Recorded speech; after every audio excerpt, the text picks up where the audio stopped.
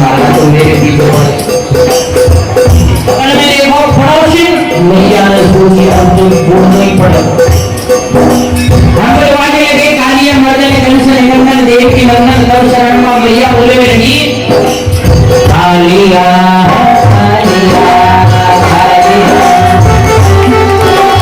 कालिया कालिया मर्दन कंस निरंजन कर शरण कालिया मर्दन कंस निरंजन। हमने कहा भैया जो भी भगवान के नाम में चुप हो जाएगा मौन धारण करेगा उसको उसके पड़ोसी की सौगंध है मैया बात नहीं सोचने लगी उनकी बात तो चाहे कुछ भी हो जाए पूरी नहीं होगी। हम बुलवाने लगे कालिया कालिया कालिया कालिया कालिया मर्दन कंस निरंजन देवकी नंदन तव शरणं कालिया मर्दन कंस निरंजन देवकी नंदन तव शरणं। मैया कैसे बोल रही है कालिया कालिया कालिया मर्दन कंस निरंजन कालिया मर्दन कंस निरंजन और जैसे देवी नंदन को नाम आया और जोर और पूरी मैया है हमने कई बार भाई आपको नहीं के मोचो हमने कहा भाई जो भी भगवान के नाम को बिगाड़ने का प्रयास करेगा बापू भैया के घर वाले इनकी सोए है वो मैया ने महाराज ने मैं देख ली सत्य आगे बैठी अब हमारा तो काम नहीं ये है? अब किताब को भी तो हमारे पास है ना हम तो आपको देख देख के ही कथा हमने कहा भाई जिसने भी नाम को बिगाड़ने का प्रयास किया है उसको उसके घर वाले इनकी सोए भैया सब भगवान को नाम बोलो मैया ने कही अब की बात है कुछ भी है बोलेगी हमने कहा सबको बोलना है कोई भी चुप नहीं रहेगा कोई भी अपने हाथों को बांध करके नहीं रहेगा सभी दोनों हाथ उठा के ताली बजाएंगे कालिया कालिया कालिया कालिया कालिया मर्दन कंस निरंजन देवकी नंदन तव शरणं कालिया मर्दन कंस निरंजन देवकी नंदन तव शरणं। हम बताने लगे कालिया मर्दन कंस निरंजन देवकी नंदन तव शरणं मैया का नंबर आया मैंने कहा सबको बोलना है कोई शांत मत रहना मैया ने एकदम सीधी कमर कर ली दोनों मुट्ठी करके कर ली बोले आपकी बात ढंगी ऐसा बोल के रहूंगी और मैया बोलने लगी कालिया कालिया कालिया कालिया कालिया मर्दन कंस निरंजन उनके पापा सब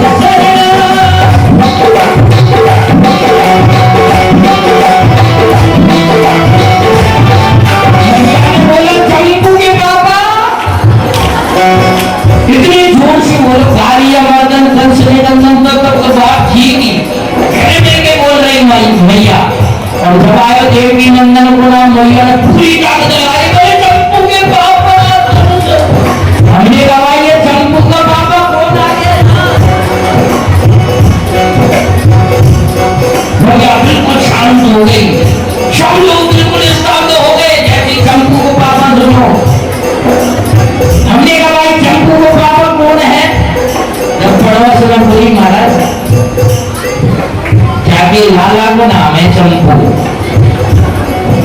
तो फिर चंपू को पापा बोले महाराज आप जाको नाम ले रहे हो ना वो नाम इनके पति का है अब ये अपने पति का नाम नहीं लेती है महाराज 2-3 जन से इन्होंने ये सीख ले ली है कथा में हमने कहा भाई पति का नाम नहीं लेती है तो भगवान का नाम है या भगवान के नाम को लेने में जोर आया होगा चंपू के पापा तब सब अरे चंपू ने बढ़िया तो पति को नाम ही ले तो नहीं कल्याण रह जाएगा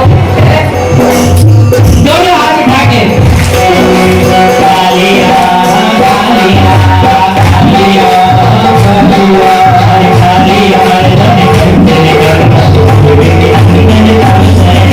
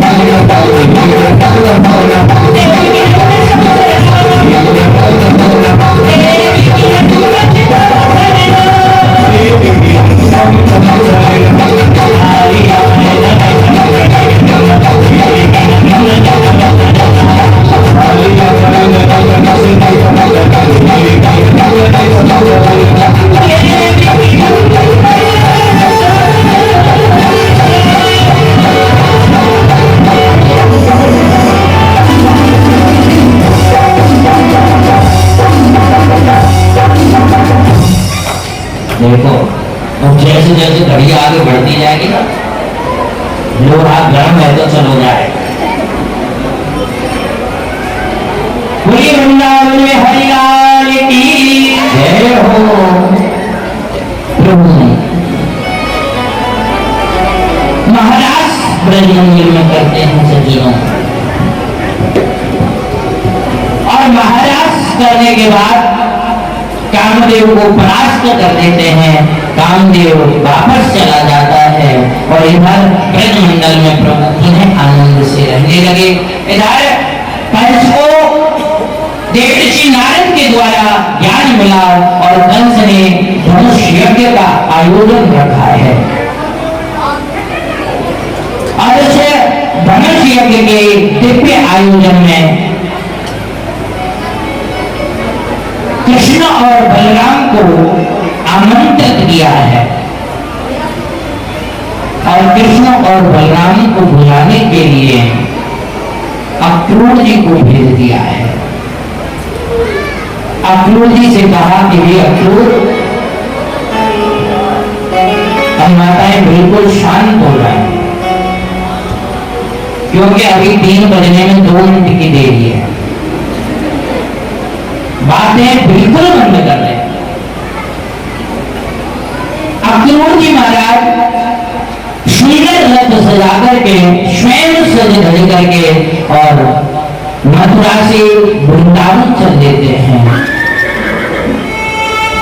रथ जब वृंदावन के नजदीक पहुंचा ना, तो वृंदावन के नजदीक पहुंचते ही मेरी मैया मेरे गोविंद गौचारण करने के लिए वन में आए हुए हैं। रथ को जब देखा तो प्रभु उस रथ के पास में पहुंच गए और रथ को रोक लिया है। आज कन्हैया 11 वर्ष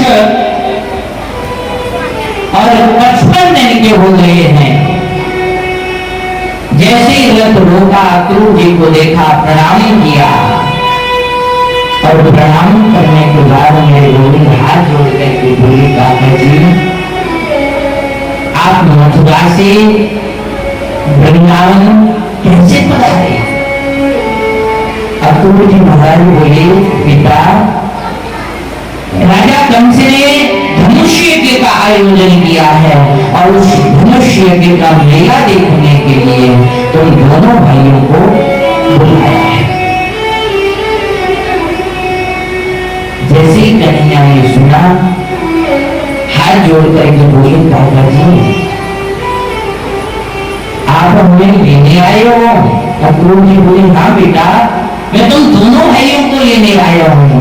कन्हैया ने चरण पकड़ लिए और चरण पकड़ कर ये बोली, काका जी आप हमें छोड़ करके न जाना। हमारी मैया, हमारे बाबा चाहे कुछ भी कहें, लेकिन आप हमें छोड़ करके न जाना, अपने साथ ले चलना। अक्रूर जी बोले, चिंता मत करो बेटा, मैं आया ही तुम्हारे लिए हूँ। मेरे गोविंद बोले, काका जी हमारी जो ये भेंट हुई है, ये मुलाकात हुई है ना, इस भेंट को आप मैया और बाबा को मत बताना कि कन्हैया ने मुझसे कह दिया है, कन्हैया मुझे मिल गया है। अक्रूर जी बोले, बेटा तुम चिंता मत करो, कुछ भी नहीं बताऊंगा। कन्हैया बोले, तो काका जी हम तुम्हारे साथ जरूर चलेंगे। अक्रूर जी महाराज कर वृंदावन में प्रवेश करता है। नंद बाबा को जब पता लगा अक्रूर जी आए हैं, नंद बाबा ने अक्रूर जी का बड़ा सुंदर स्वागत सत्कार किया। महलों में लेकर के गए, सुंदर आसन पर बिठाया है, और सुंदर आसन पर बैठाने के बाद इधर मैया यशोदा को पता लगी कि अक्रूर जी आए हैं, तो मैया ने पकवान बनाए, कई प्रकार के मिष्ठान बनाए, सज्जनों अनेक प्रकार के व्यंजन बनाए मैया ने कि भाई महलन में, स्वर्ण के महलों में रहने वाला आज वृंदावन चल करके आया है, कहीं आप भगत में कोई कमी न रह जाए। मैया ने अनेक प्रकार के व्यंजन बनाए। शाम को जो अक्रूर जी ने भोजन पाया है, मैया यशोदा ने और नंद बाबा ने भोजन खिलाया। और भोजन करने के बाद नंद बाबा और अक्रूर जी महाराज एकांत में बैठे हैं। एकांत में बैठने के बाद अक्रूर जी महाराज से नंद बाबा पूछने लगे, भैया अक्रूर ये बताइए कि आज उस कंचन की नगरी को छोड़ के भैया जब वृंदावन में कैसे आगमन हुए है, क्यों बधाई हो आप वृंदावन, क्यों आए हो, क्या कारण है? अक्रूर जी महाराज बोले कि भैया मैं जब वृंदावन में वो जो हमारा राजा है ना उसने धनुष यज्ञ का आयोजन किया है, तो भैया मैं तुम्हारे यहाँ कृष्ण और बलराम को लेने के लिए आया हूँ। जैसे ही सुना नंद बाबा ने, मेरी मैया नंद बाबा की आंखों से अश्रु निकल पड़े, रोने लगे नंद बाबा और रोते रोते हाथ जोड़ करके बोले, भैया अक्रूर ये तुम क्या कह रहे हो? देखो भैया ये बात तुमने मुझसे तो कह दी है, पर ये बात तुम यशोदा से मत कह देना भैया, यशोदा सहन नहीं कर पाएगी। नंद बाबा रोने लगे और नंद बाबा के हृदय में विचार आया है कि कहीं ऐसा ना हो कि कन्हैया हमें छोड़ करके चला जाए।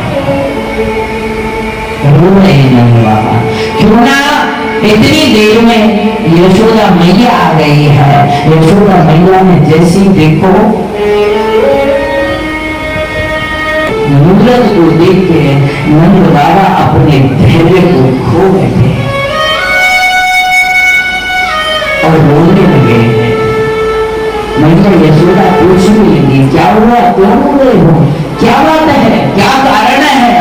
नंद बाबा धीरे से बोल रहे, कोई बात नहीं है महर, कुछ नहीं हुआ, बस ऐसे ही रोज आ रहा है, ऐसे ही आंसू आ रहे, कोई बात ही नहीं है। मैया यशोदा बोली, आप कुछ छुपा रहे हो, आप मुझे बता नहीं रहे हो, जरूर कोई ना कोई कारण है। नंद बाबा बोले, नहीं नहीं देवी कोई बात नहीं है। मैया यशोदा बोली, आप सच बताओ, आपके रोने का कारण क्या है? नंद बाबा रोते रोते बोले, यशोदा सच कहूँगा भैया अक्रूर है ना, ये हमारे कृष्ण और बलराम को लेने के लिए आया है। जैसे मैया ने सुनी पृथ्वी और रोने लगी और रोते रोते बोली, अरे अक्रूर मैंने तुम्हें भैया इतना मीठा खिलाया, क्या इसीलिए मैंने तुम्हें मीठा खिलाया कि तुम इतना कड़वा बोलना, तुम हमें प्राणों के हमारे प्राणों को ले जाने की बात करते हो? अरे भैया अक्रूर हमें चाहिए। यशोदा रोते रोते वहां से चल देती है और रोते रोते चल करके मैया यशोदा अपने घर के कोने में पहुंच रही है, क्योंकि माँ होती है ऐसी है, जब माँ सोच लेती है, समझ लेती है कि अब मेरी बातों का कोई प्रभाव नहीं रहा है, तो केवल माँ एक ही काम करती है, ना लड़ती है, ना झगड़ती है, ना किसी से कुछ कहती है। वो माँ एक घर के अपने घर के कोने में जाकर के केवल रो सकती है। और आज वही काम मैया यशोदा करने लगी है, मेरे एक कोने में पहुंच गई और कोने में जाके रो रही है। और माँ को ऐसा लग रहा है कि आज मेरा कन्हैया मुझे छोड़ करके चला जाएगा, आज मेरा प्राण वल्लभ मुझे छोड़ करके चला जाएगा। मेरी माताओं, जिस माँ ने अपने बालक को 11 वर्ष तक पाल पोष करके बड़ा किया हो, उस माँ को स्वप्न में भी लग जाता है कि मेरा बच्चा मुझसे दूर जाने वाला है, तो उस माँ को रात और दिन चैन नहीं पड़ता है, उस माँ को भूख और प्यास नहीं लगती है। आज मेरी यशोदा भी रोने लगी है, एक कोने में बैठ के रोई जा रही है, रोई जा रही है। सांझ हो गई, कन्हैया गैया चढ़ाई के लायो और द्वार पर आए के कन्हैया ने आवाज लगाई, अरे मैया, और दिन तो मैया द्वार पे मिलती थी कन्हैया को। माँ साधन और रोटी लेके जैसी कन्या हाथों मैया तुरंत उसको माथे पर रोटी को भोग लगाती, लेकिन आज द्वार पर कोई नहीं मिला है। कन्हैया जैसे ही आए पुकारने लगे, अरे मैया, ओ मैया। और जैसे कन्हैया की वाणी के तीव्र प्रकार मैया के हृदय में जाकर के पहुंचे हैं, ऐसे समझो मैया को हृदय चीर दिया। लाला की बात में सुन के मैया रोने लगी है, लेकिन बोल नहीं पा रही है कुछ। रोती जा रही है मैया, रोती जा रही है, लेकिन बोल नहीं पा रही है। मेरे रोने लगे हैं, अरे मैया, अरे मैया, मैया मैया कहकर के एक नन्हा सा छोटा सा लाडला सा लाला फिर रहा है, जिसकी एक आवाज पर पूरा ब्रह्मांड उथल-पुथल हो जाता है। आज वो मैया के आंगन में टोलता फिर रहा है और पुकार रहा है, मैया मैया मैया, लेकिन उसकी कोई सुनने वाला नहीं है। बड़े बड़े योगियों का ध्यान बंद हो जाता है।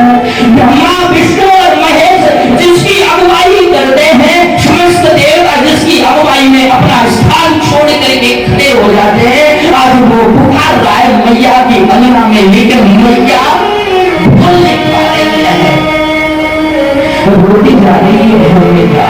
मन में सोचती जा रही है, कन्हैया बेटा, मुझसे ऐसा कौन सा पाप हो गया, ऐसा कौन सा अपराध मुझसे हो गया जो तुम्हें छोड़ के वो मन में सोचने लगे मैया। अल्लाह रोते रोते रोते रोते ढूंढ रहे हो मैया।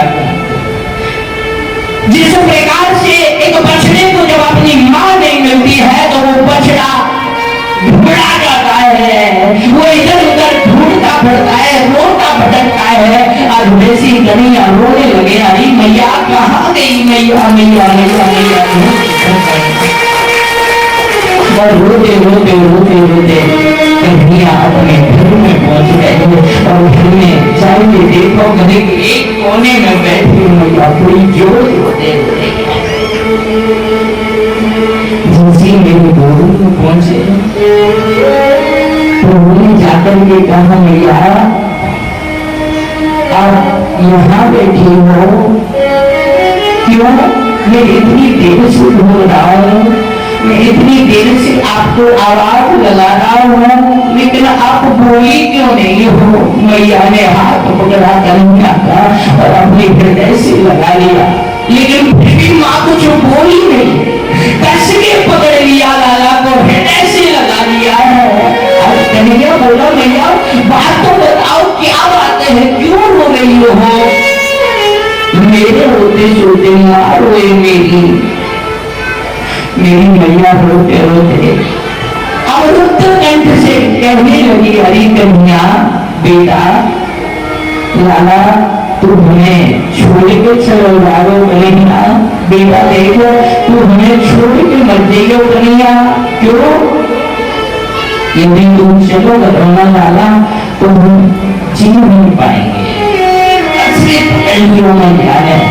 मेरे गोविंद रोने लगे हैं। विचार करिए, जिसके लिए पूरा जगत रोता है, जिस ब्रह्म को प्राप्त करने के लिए समस्त जीव रोदन करते हैं, आज वो ब्रह्म भी रोने लगा है। उस माँ का वात्सल्य, उस माँ का प्रेम, उस माँ का स्नेह गोविंद ने इतना पाया, इतना पाया, इतना पाया कि वो भी उसके सामने विचलित हो गया है और रोने लगा है। और रोते रोते बोला, माँ सच तो यह है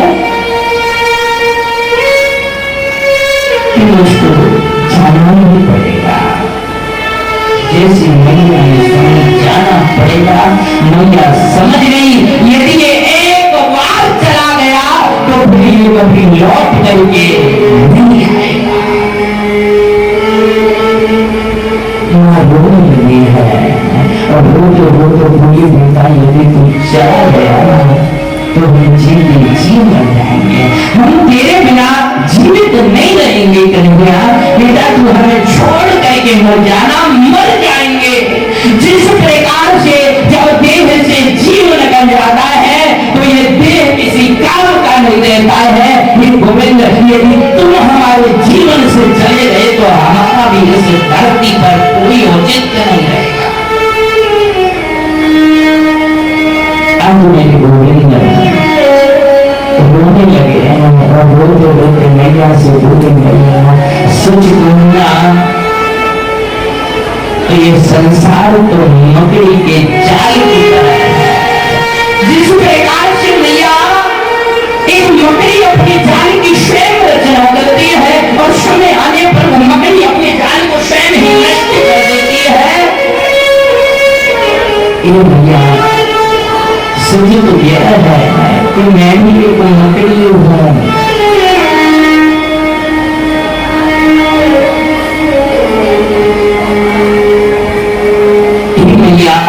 मैं भी एक मकड़ी ही हूँ। जब मेरी इच्छा होती है तो मैं सृष्टि की रचना करता हूँ और जब मेरी इच्छा होती है तो मैं सबको अपने में समाहित कर लेता हूँ।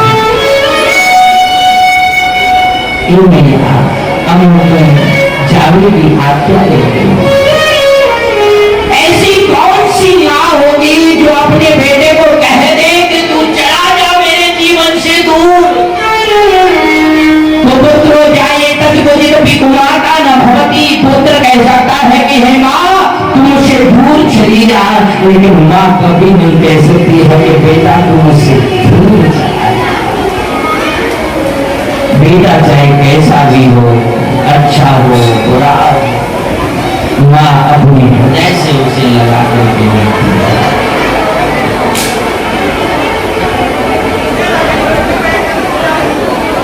माँ अपना वात्सल्य उसके ऊपर नहीं की है। बालक चाहे जैसा हो, माँ बहुत प्रेम करती है अपने बालक से। आज कन्या रोने लगे हैं, मैया कहने लगी है बेटा तुम मुझे छोड़ करके न जाना।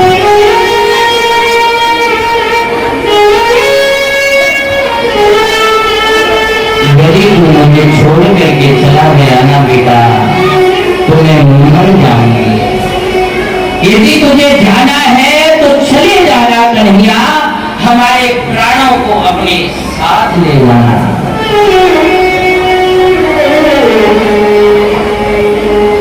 आज कन्हैया भी रोने लगे,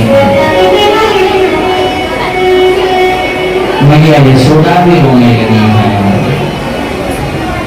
और कन्हैया रोते रोते रोते रोते मैया के हाथों से छूट करके, क्योंकि माँ के हाथ से छूटना कठिन नहीं है, माँ के हाथ से हर बालक छूट जाता है।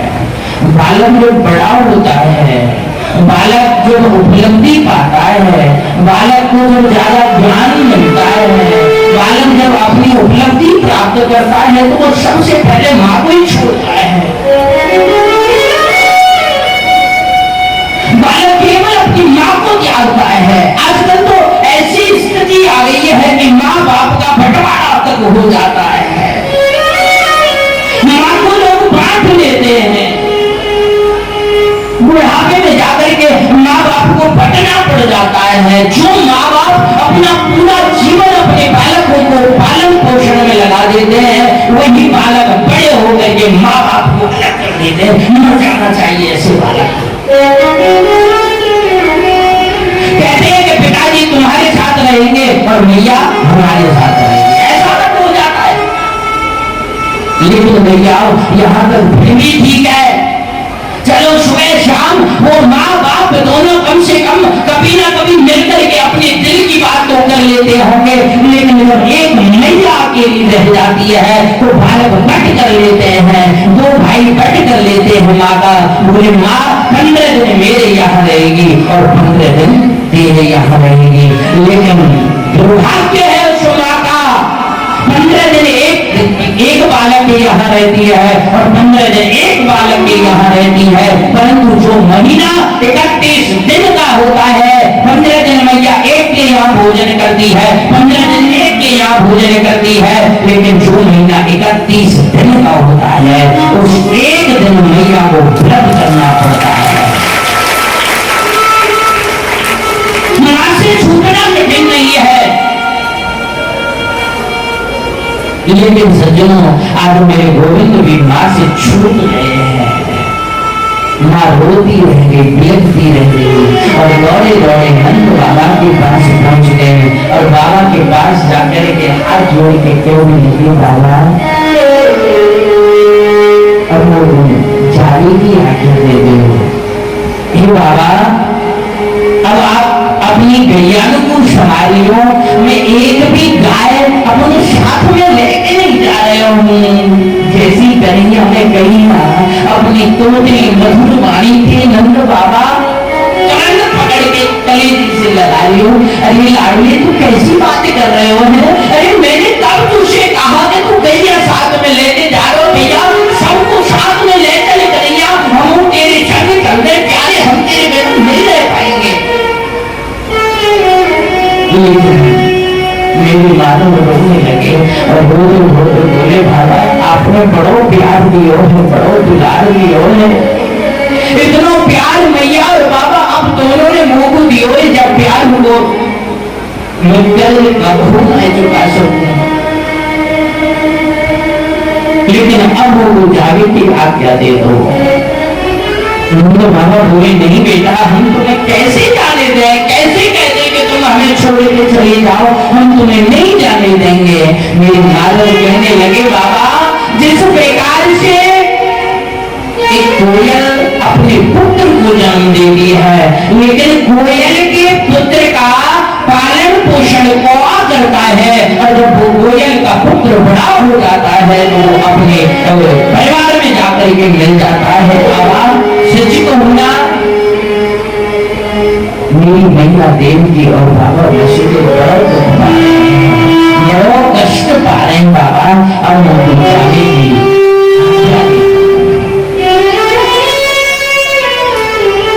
नंद बाबा की इच्छा नहीं है, लेकिन मेरे गोविंद मां से आगे बढ़े हैं। ठाकुर जी से कहा रथ तैयार करो, स्वयं तैयार होकर के रथ में आकर के बैठ गए और कहा कि काका जी रथ कराइए, यहाँ से जितनी जल्दी हो सके मुझे यहाँ से ले चलिए।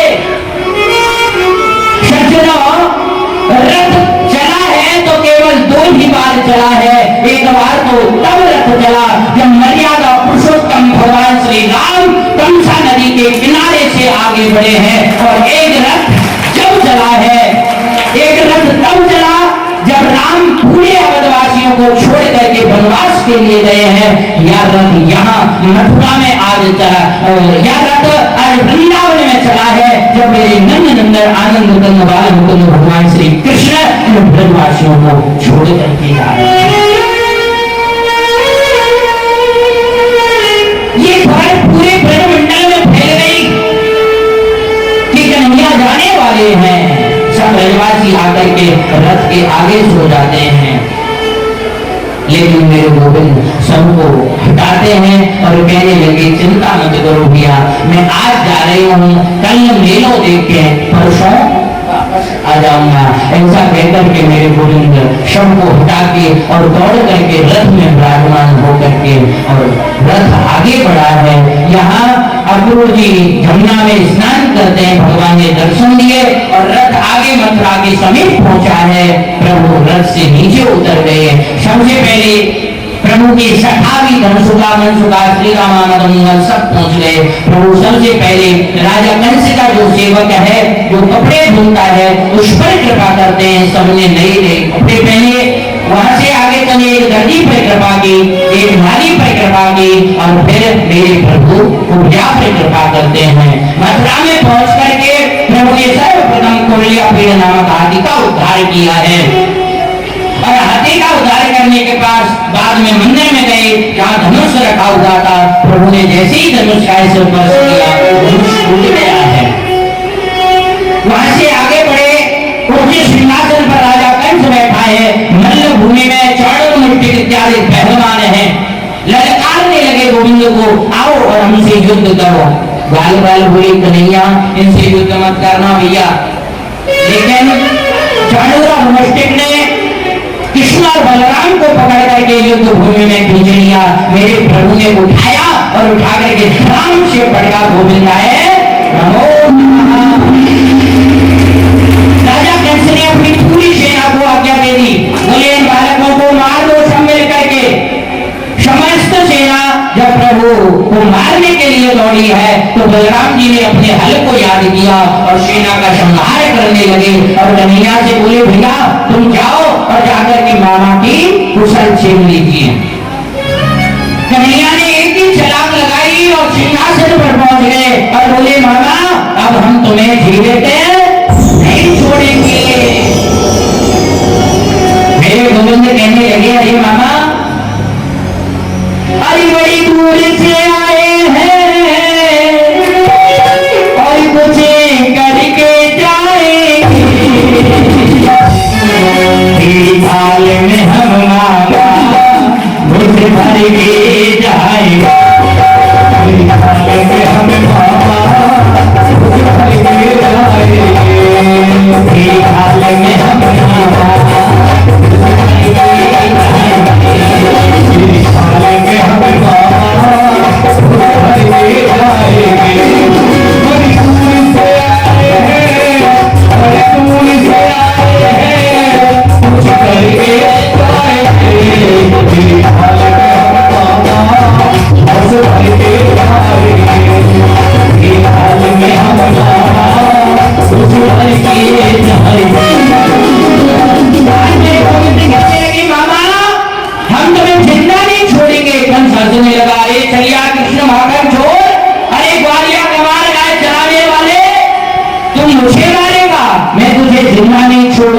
मेरे गोविंद कहने लगे अरे मामा तू क्या मुझे मारेगा? अरे मैं कोई छुई हुई का पेड़ नहीं जो छूने से कुमला जाऊं। अरे मामा आज हम तुम्हें जिंदा नहीं छोड़ेंगे। कंस हंसने लगा, कहने लगा तू मुझे मारेगा? मेरे गोविंद कहने लगे हाँ मामा। अरे मामा तू अभी सोच तभी सोच, कुछ समय का फेर है, भर गया बाप का घट बस फूट है। अरे मामा बाप की डाली कभी भूलती फलती नहीं और नाव कागज की कभी दरियाओं में चलती नहीं। हे मामा आज हम तुम्हें जिंदा नहीं छोड़ेंगे। मेरे गोविंद चढ़ गए सिंहासन पर और सिंहासन पर चढ़ करके कंस के बाल पकड़ लिए और बाल पकड़ करके सिंहासन से नीचे खींचने लगे। कंस चिल्लाने लगा, पुकारने लगा अरे कन्हैया बालों को छोड़ो, दर्द हो रहा है, बालों को छोड़ो। मेरे गोविंद कहने लगे अरे मामा आज तुम्हें दर्द का एहसास हुआ कि बालों को खींचने से दर्द भी होता है? अरे जब मेरी माँ जा रही थी तुमने मेरी माँ के बाल पकड़ करके रथ से नीचे खींच लिया तो तुम्हें दर्द का एहसास नहीं हुआ कि बालों को खींचने से दर्द भी होता है? अरे मामा किसी ने सही कहा है भागे पावना फटी भाई और वो क्या जाने पर आई। अरे मामा उससे बीती तो दर्द का एहसास हुआ। कन्हैया ने सिंहासन से नीचे खींचा और उठाया और उठा करके धरती पर मारा है। मानो कंस के प्राण निकलना चाह रहे हैं लेकिन मेरे गोविंद प्राणों को निकलने नहीं दे रहे, बार बार उठा करके पड़ गए हैं।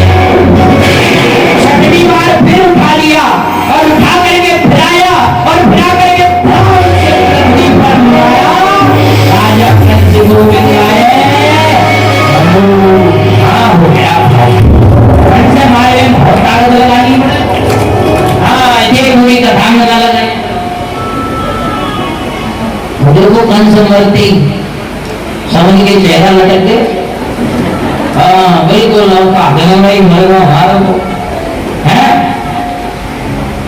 जो कंस के प्रेमी है ना वो तो चिंता में आ गए, बोले कंस मर गया हमारा ही नंबर है, छोड़ करके रखी। आज वो पुत्री माँ बाप की आज्ञा के विरुद्ध चली जाती है। मेरी बहनों आप ऐसा इसलिए किसी से मत करना। संसार के लोग बड़े स्वार्थी हैं, बड़े निकम्मे हैं, मुझसे आप थोड़ी सजग रहना, सावधान रहना, अपने आप को सवाल करके रहना। आप परमपिता परमात्मा की अनमोल धरोहर हो, इसलिए अपने आप को सावधान रखना। किसी के मोह जाल में मत आना। माँ बाप जहां आपको बुला करें डोली में बिठा करके, माँ बाप जिस उत्साह और जिस उमंग से कष्ट दुख पा करके एक माता पिता अपनी पुत्री के विवाह के लिए, जैसे पुत्री का जन्म होता है तब से वो पिता पाई पाई जोड़ने लग जाता है, अपनी फटी जूती अपने फटे कपड़े से रहना आरंभ कर देता है और पाई पाई जोड़ता है कि मेरी बेटी का ब्याह करूंगा मैं। उस माँ बाप की कितनी खुशी होती है कि मैं अपनी बेटी का विवाह करूंगा। मेरी बहनों, आप ऐसा कोई गलत कदम मत उठाना कि माँ बाप को नीचा देखना पड़े। आप माँ बाप ने जिसने आपको पाल पोष करके 20 साल का कर दिया, उस माँ बाप के प्यार और दुलार को आप 4 महीने 2 महीने 10 दिन के प्यार में उस माँ बाप के प्यार को भुला देते हो। अरे मेरी माताओं, अरे मेरे भाइयों, माँ बाप का कर्ज यदि आप अपनी चमड़ी के जूती बना करके भी माँ बाप को पहनाओगे ना, तो भी माँ बाप के ऋण से वो ऋण नहीं हुआ जा सकता है। इसलिए मैं निवेदन करूंगा कि आप ऐसे कुमार्ग पर मत चलना। आज बेटी ऐसे कुमार्गामी हो गया है, ना तो अपनी जात देखता है ना पात देखता है। सज्जनों, शास्त्र कहता है जो अपने धर्म और अपने फर्ज अपने कर्तव्य को भूल जाता है, जो अनर्गल जगह विवाह करता है, जो अलग जाति में जाकर के विवाह करता है, उसकी संतान योग्य नहीं होगी, उसकी संतान वर्ण संकर होगी। क्यों? क्योंकि जब विवाह होता है तो कुंडली मिलाई जाती है, कुंडली के अभाव में नाम मिलाए जाते हैं और नाम के साथ वर्ण मिलाए जाते हैं, और वर्ण जब नहीं मिलते हैं तो संतान कैसी पैदा होगी? कैसी पैदा होगी? जोर से बोलिए, कैसी पैदा होगी? वर्ण संकर। इसलिए मेरी माताओं बहनों, अपने माँ बाप का इंतजार करिए। माँ बाप आपको जिस घर में विदा करें, आप उस घर में ही योग्य रहोगी, सुरक्षित रहोगी। माँ बाप की लाज रखो, क्योंकि आज ये हमें हर जगह सुनने को मिलता है। प्राय हम ऐसा सुनते, हमें बड़ी पीड़ा होती है, बड़ा कष्ट होता है। मेरी बहनों, मेरे भाइयों, इसीलिए मैं कहता हूं रामायण अपने जीवन में अपनाइए। माता सीता के जीवन से सीखिए, माता रोहिणी के जीवन से सीखिए कि माता सीता अपने पति का त्याग करके जब रावण लंका में लेकर के जाता है, पुष्पक विमान में, राम वनवासी जटाधारी तापस वेश विशेष उदासी 14 वर्ष राम वनवासी, लेकिन फिर भी माता सीता उस लंका में जाकर के उस अशोक वाटिका में रहकर के भी निरंतर अपने पति का ध्यान करती रहती है, अपने पति का चिंतन करती रहती है। मेरी माताओं, आपसे भी मैं यही उम्मीद करूंगा कि आप भी माता सीता के जैसी बने, माता सावित्री के जैसी बने, माता सती के जैसी बने। माता सती का मतलब ये नहीं है कि पति के जाने के बाद उसी के साथ जल के मर जाओ, उसे सती नहीं कहते हैं। माता सती वही है जो निरंतर केवल अपने पति का ध्यान, अपने पति का चिंतन करती रहती है, वही माता सती है। माता रुक्मिणी ने दिल लगाया, माता रुक्मिणी ने प्रेम किया तो किससे किया? भगवान से किया है। मेरी माताओं बहनों, यदि प्रेम करो तो संसार के इस हाड़ मांस के शरीर से प्रेम मत करना। प्रेम करो, प्यार करो तो मेरे परम पिता परमात्मा से करना। यदि एक बार आपका प्रेम इससे हो गया ना, तो फिर आपको पूरे जीवन में रोना नहीं पड़ेगा। और यदि आपने किसी हाड़ मांस के शरीर से प्यार कर लिया तो रोने के अलावा आपके पास दूसरा कोई ऑप्शन बचेगा ही नहीं। प्रेम करो, भगवान से करना चाहिए, अपने माँ बाप की। आज रुक्मिणी जी को प्रभु से प्रेम हो गया है, और जैसे ही रुक्मिणी का जो भाई है उसकी शिशुपाल से मित्रता है। रुक्मिणी ने कहा कि मैं अपनी बहन का विवाह होकर जब रुक्मिणी जी हुई तो रुक्मिणी ने कहा कि मैं अपनी साथ में करूंगा। विवाह की तैयारियां होने लगी, रुक्मिणी जी अपनी भाभी के पास गई और भाभी से जाकर के विनय करने लगी। बोली, भाभी जी, मैंने तो बचपन से ही द्वारकाधीश को चाहा है, लेकिन मेरा भाई मेरा विवाह शिशुपाल के साथ करना चाहता है। भाभी ने कहा, आप तो उसे चाहती हो, ये तो ठीक है, लेकिन वो भी आपको जाते हैं या नहीं, ये तो देखो। बोले तो इसके लिए क्या करूं, बोले पत्रिका लिखो और भेज दो द्वारका। रुक्मिणी जी पत्रिका लिखती हैं और द्वारका भेज देती हैं। द्वारका ब्राह्मण पत्रिका लेकर के जाता है। प्रभु ने बड़ा सुंदर सत्कार सम्मान किया है ब्राह्मण का। ध्यान देना मेरी माताओं बहनों, रुक्मिणी जी ने पत्रिका ब्राह्मण को दी और ब्राह्मण द्वारका पहुंचा और द्वारका में प्रभु ने बड़ा स्वागत सत्कार किया और ब्राह्मण को विदा किया। बोले ब्राह्मण देव तुम चिंता मत करो, हम रुक्मिणी को लेने जरूर आएंगे। माँ बाप शिशुपाल के साथ विवाह करना नहीं चाहते हैं, ध्यान से सुनना। माँ बाप की इच्छा नहीं है कि हमारी रुक्मिणी पुत्री का विवाह शिशुपाल के साथ में हो जाए, परंतु जब बच्चा बड़ा हो जाता है तो वो माँ बाप भी चलने नहीं देता है। ये प्रभु ने इसीलिए तो विवाह किया यहाँ पर, क्योंकि माँ बाप की इच्छा थी कि हमारी पुत्री का विवाह द्वारकाधीश के साथ में हो, लेकिन रुक्मिणी नहीं चाहता था कि मेरी बहन का विवाह द्वारकाधीश के साथ में हो। मेरे प्रभु ने कह दिया ब्राह्मण को भी जाओ जाकर के कह देना हम उन्हें लेने जरूर आएंगे। धीरे धीरे समय व्यतीत हुआ, सज्जनों विवाह की तैयारियां होने लगी। रुक्मिणी और शिशुपाल दोनों ने अपनी पूरी सेना कुंदनपुर के चारों तरफ लगा दी और मंदिर के चारों तरफ सेना को लगा दिया गया, कहीं से वो छलिया कृष्ण ना आ जाए। लेकिन सज्जनों रुक्मिणी जी अपनी सखियों के साथ सज धज करके और गौरा माँ का पूजन करने के लिए चलती है और इधर मेरे नंदन नंदन आनंद कंद रथ सजा करके रुक्मिणी जी को लेने के लिए जैसे ही रथ चला है कुंदनपुर की तरफ, कुंदनपुर के नजदीक जैसे ही आया है, घोड़े के चरणों की आवाज जैसे ही सुनी है, चीख घोड़े की जैसे ही सुनी है, सैनिक देखने लगे अरे भैया कितना के घोड़े आ रहे हैं, अरे कितना गजब का रथ आ रहा है। सब लोग अचंभित हो गए हैं और घोड़े की शोभा देख रहे हैं। एक सैनिक बोला देखो तो सही भाई कितना गजब के घोड़े हैं। एक सैनिक बोला घोड़ा ही देख रहा रथ देख कितना अच्छा है। एक बोला रथ क्या देख रहा, झंडा देख रथ के ऊपर कितना अच्छा है।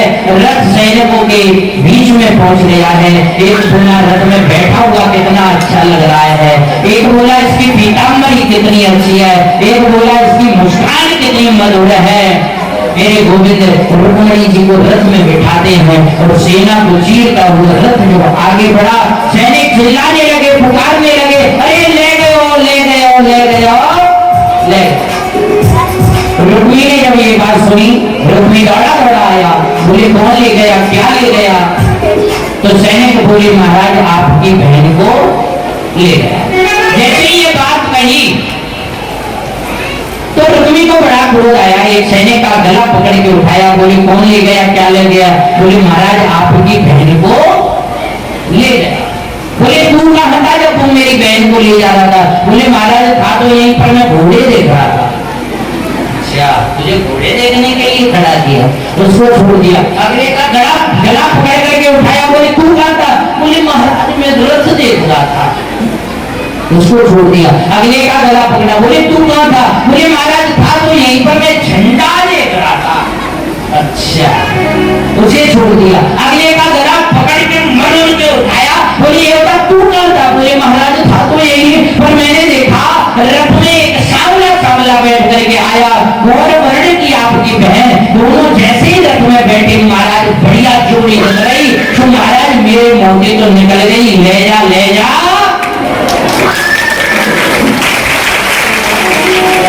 रुक्मिणी को बड़ा क्रोध आया, जहां रुक्मिणी रथ लेकर के पीछे दौड़ा। प्रभु का और रुक्मिणी का बड़ा भयंकर युद्ध हुआ। प्रभु ने रुक्मिणी को रथ के पहिया से मार दिया। रुक्मिणी जी ने चरण पकड़ लिए, बोले प्रभु अब ये रिश्ते में आपका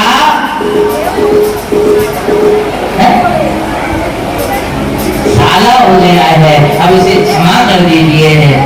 रुक्मिणी के विनय पर प्रभु रुक्मिणी को क्षमा कर देते हैं और द्वारका में पहुंचे। बलराम जी ने बड़ा सुंदर स्वागत किया।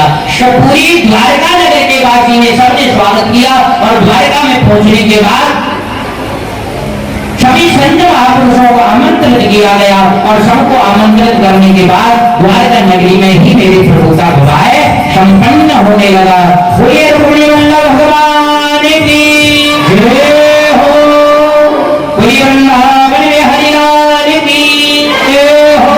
आज मेरे प्रभु रुक्मिणी और द्वारकाधीश का दिव्य विवाह आरंभ हो रहा है। हम और आप सभी उस दिव्य छवि का अवलोकन करेंगे, दर्शन करेंगे।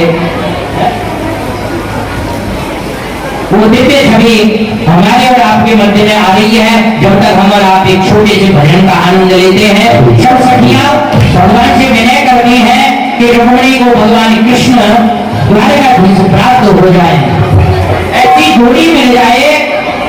प्रभु को सभी प्रार्थना कर रहे हैं।